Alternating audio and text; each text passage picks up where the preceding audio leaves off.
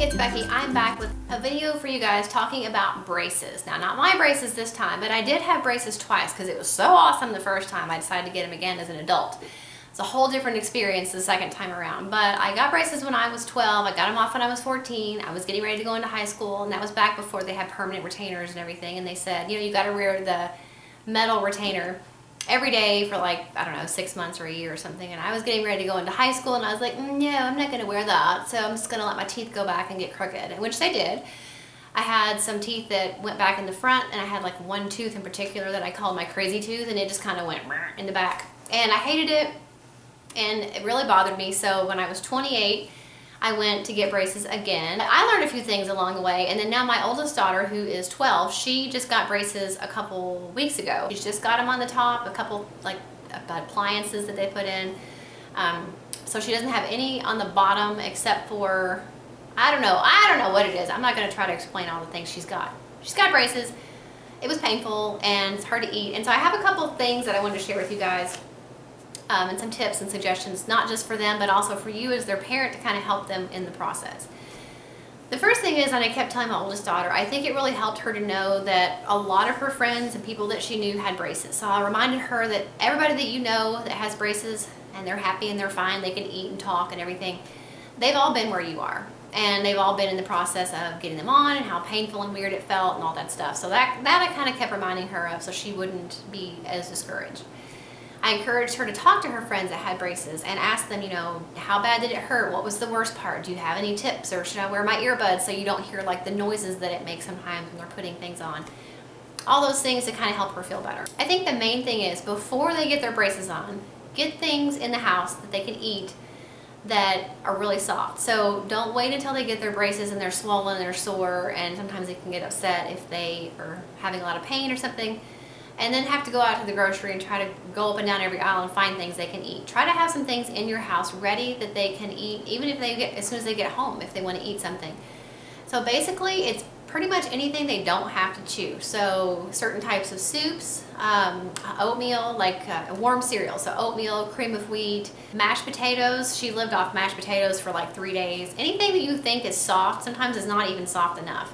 Even baby food, which sounds weird, but they have a lot of good flavor to baby food. I don't know, I was little, I used to love the Tutti Frutti flavor. I don't know if they still have that or not. And if they don't want necessarily baby food, they have pureed foods for adults in little pouches. And so I have one box here to show you this. There's different flavors. This is the Go Gourmet Organic Slammers, and basically it's just like a baby food pouch like this. So it's got a twist off top, it's a disposable thing you throw away.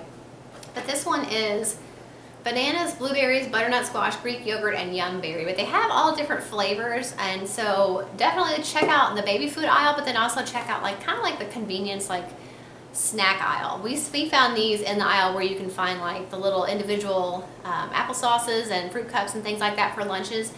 That's where we found these, and so this is a really good option to get them some vitamins and nutrients and minerals that they need without making them eat pudding all the time, but still be able to eat and not have to worry about chewing. So that's just a suggestion. So check your grocery store to see if you can find something like that. As far as keeping their teeth clean, a couple things, and the first thing I found surprising was when I asked her orthodontist if she should still continue to use her sonic toothbrush. I talked about that in my tween essentials video, that we'd gotten her a sonic toothbrush, and I really encouraged her to use it, so keep her teeth extra clean. But he actually said with braces, sometimes it can be a little too aggressive. Now obviously you'll want to ask your orthodontist what they think about that. But he said in some cases if they hold it wrong or too long on a certain spot, it can actually be like a little jackhammer and can loosen up the glue. So you don't want to do that. He actually recommended just a rotating spin brush, so not a sonic brush. So we got her, and obviously the toothbrush is gone, but it's the Oral-B Pro Health Stages Power Toothbrush. So it's one of the ones that just has like the little spinning bristles. It's not sonic, so it's not as likely to break any glue loose or anything like that. Also for cleaning, when you go to get your braces, they usually send you home with a little packet of things. Usually they'll give you these little flossers, which you might have seen. So you put the floss through the threader, through the little hole, and you have to literally go through each bracket and floss, which these are nice, and this is what I had growing up, but I found something better when I had braces the second time. And it is the Oral-B Super Floss. And so it's floss, but it's already got one end of it is a hard little spot. See, it's like a hard little thing at the end. So this is what you end up flossing through the brackets instead of having to go through and like thread these things. So this makes it a lot easier, and I actually still use these because I have a permanent retainer on the top and bottom, so in the front on both top and bottom. So when I want to floss that area, I have to put it through the tooth, come out through the back, and floss around that permanent retainer. So I still use these for me, and I got them for her as well. So I think it's a lot easier than using the threaders, but obviously it's personal preference. They might like the threaders better, but that's just throwing that out there that those are available now. And also for cleaning, they will give you usually a little proxy brush, they call it. It looks like a little tiny Christmas tree brush. It's got little tiny bristles. It's like a little mascara wand. There's a couple different brands. This is the Gum brand, and they have different like widths. So you can get one that's skinnier than this, and there was one that was bigger than this. So this seems to be about the right size for her. She can put it up underneath the wire and kind of get in between the teeth for in between cleanings, or if she's flossed and she still has some little spots. So this is really great for that. So those I recommend as well, and those all you can find in the dental care aisle. One of the other things you might or might not need, so I wouldn't really go out and buy these beforehand, but if you end up finding that your child gets a lot of sores because the brackets are rubbing against the inside of their mouth, the Colgate Peroxyl, this is what I had growing up and this is what they gave her. It's a mouth sore rinse, alcohol-free, promotes healing of oral irritation. So it's really good if they have a spot that like is getting rubbed, or when they get a new adjustment and their teeth are moving around. Just something to think about that you might want to pick up either before they get their braces, or to be on the watch for if they do get some mouth sores, to use this. The last thing I think is a really good lip balm, and I think it's just because sometimes it's a little hard to talk and their lips might get a little dried out, especially in the beginning when they get braces.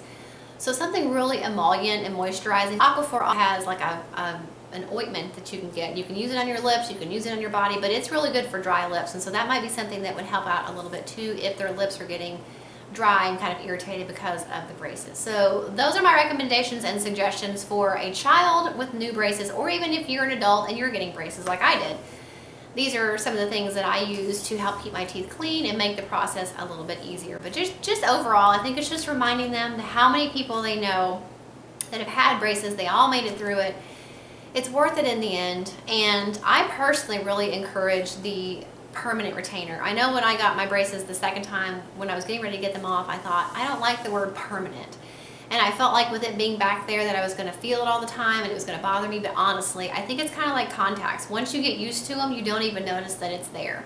It's a little harder to clean around, but it's worth the trouble of doing that so that my teeth do not go back to the way they were. My orthodontist told me that I have really stubborn teeth because even with a permanent retainer, my teeth down at the bottom are trying to move back the way they were before.